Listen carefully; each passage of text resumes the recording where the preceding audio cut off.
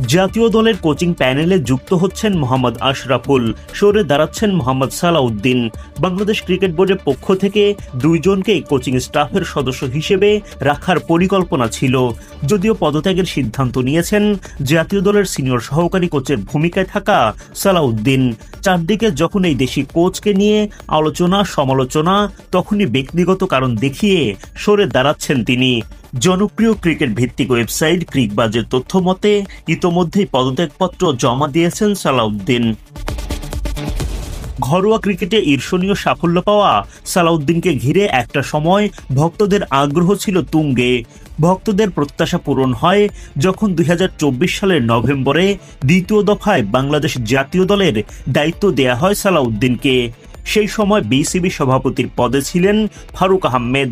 প্রাথমিকভাবে 2025-এর 15 মার্চ পর্যন্ত বিসিবি সালাউদ্দিনের মধ্যে চুক্তি হয়।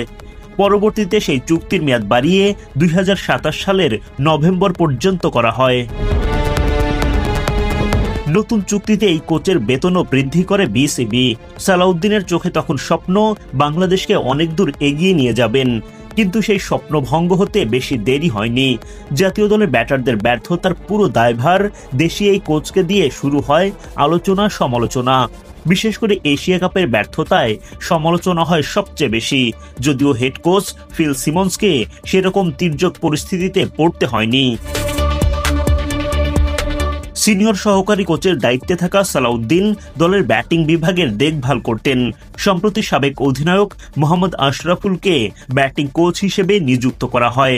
ফলে কোচিং প্যানেলে সালাউদ্দিনের অবস্থান নিয়ে গুঞ্জন ওঠে, যদিও বোর্ডের পক্ষ থেকে স্পষ্ট জানিয়ে দেয়া হয় সালাউদ্দিন আশরাফুল দুজনই থাকবেন দলের সঙ্গে।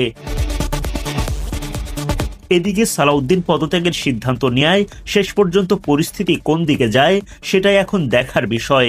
বিসিবি সভাপতি আমিনুল ইসলাম বুলবুলের পক্ষ থেকে কি সিদ্ধান্ত পুনর্বিবেচনার আহ্বান জানানো হবে, নাকি আয়ারল্যান্ড সিরিজেই শেষ হবে সিনিয়র সহকারী কোচ মোহাম্মদ সালাউদ্দিনের জাতীয় দল অধ্যায়।